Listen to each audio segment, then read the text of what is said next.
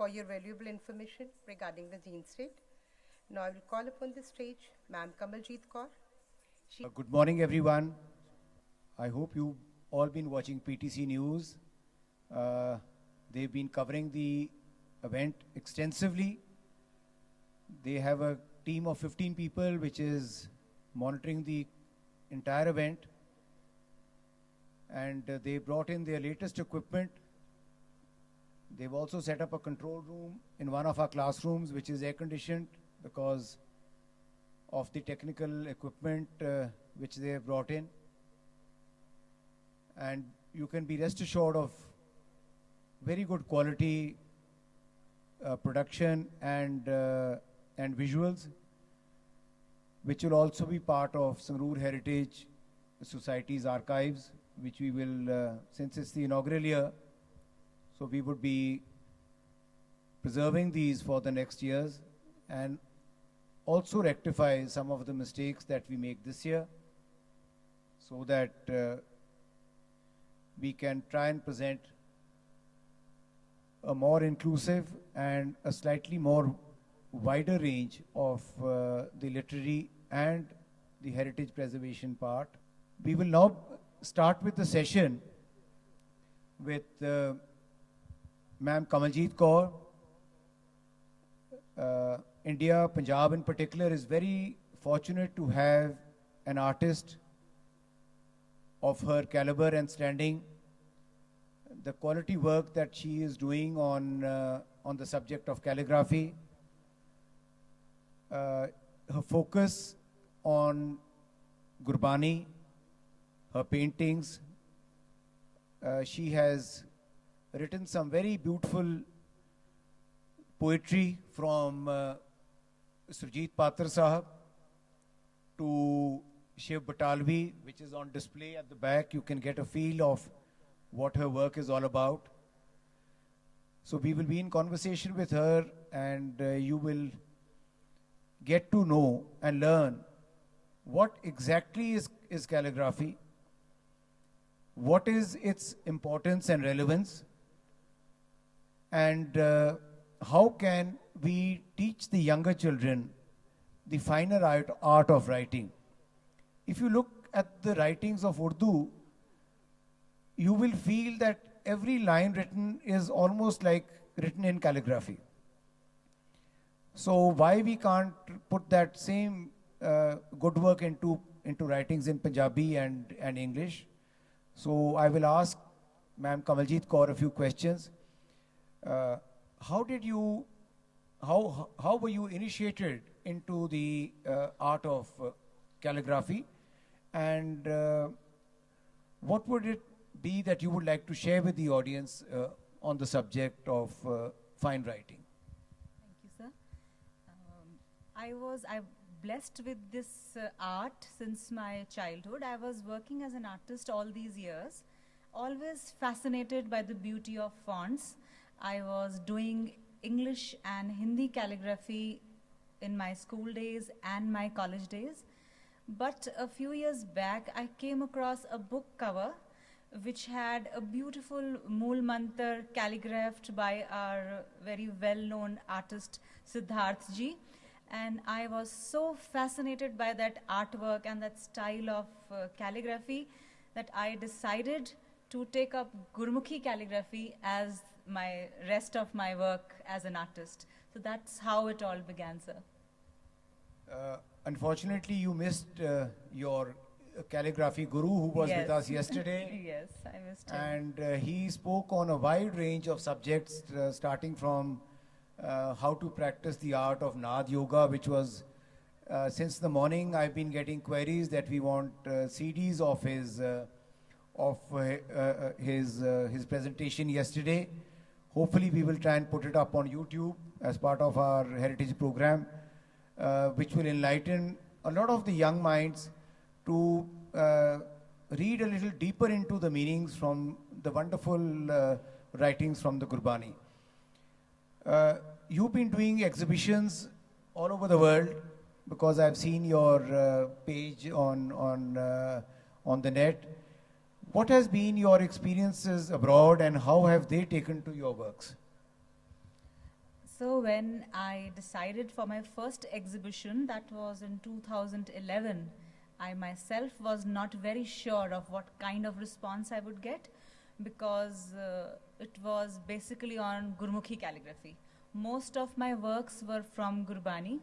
I had created wall pictures with textures in the background and had calligraphed the beautiful shabads. And there was a section which had abstract creations. I wanted to give a contemporary touch to this art. I wanted the youth to be attracted towards this art. So it was very important to give a modern touch to the art. Along with the abstract paintings in calligraphy, I had created silk stoles which had fonts of Gurmukhi on it. I had created lamps. I wanted it to be displayed very proudly in all offices and drawing rooms and like all formal places. So that was my idea and my motive behind that first show. And much to my surprise, and yes, I did wish it was welcomed with lots of praises, and people would visit a number of times. Like the person who would come once would, in his next visit, he would bring his friends, and like at least 3-4 times they would visit this show, congratulating me for this effort and giving such wonderful compliments for putting so much hard work in bringing Gurmukhi on the stage once again. Normally, one while reading from the Gurbani, one is very used to reading it, seeing it in a particular font, and one rarely sees the print in the color format, because we are used to reading it in the black and white. Yes. But I think if you like the colors that you have added, Yes. which bring so much more vibrance to, plus I think it also leaves a deeper connect Yes. in some forms, that once you are able to see the same Ekumkar written, with wonderful colors and blends, and you have played around so much more with color. So definitely it would be more inspiring, and I think it would be great for the younger generation to maybe connect better. Yes. Today I'd like to share with you that Ma'am Kamaljit has a session on calligraphy. We've got students who are waiting for her. She will be showing her the artwork, the techniques of doing it, what are the materials that are used, and the different types of fonts and colors. Anything else you would like to share with us, ma'am, today? First of all, I would like to share with the children especially, like I want to tell them about this art of calligraphy. Exactly calligraphy is. My daughter, she came from school one day and she said, I have won a prize in calligraphy. And I asked her, when did they teach you in school about calligraphy? And she said, bas writing competition see school vich aaj. So I just want to tell that calligraphy is little more beyond our simple writing. We use some special tools and pens for writing this art, which have lost their importance, and these tools have just faded away. So I would suggest and request the children to buy these calligraphy pens and start practicing so that we can revive this art once again. It's a beautiful art. It is a kind of meditation. It has many other values attached with it. It is aesthetically beautiful, and it has other physical and emotional values attached to it. You feel so much relieved.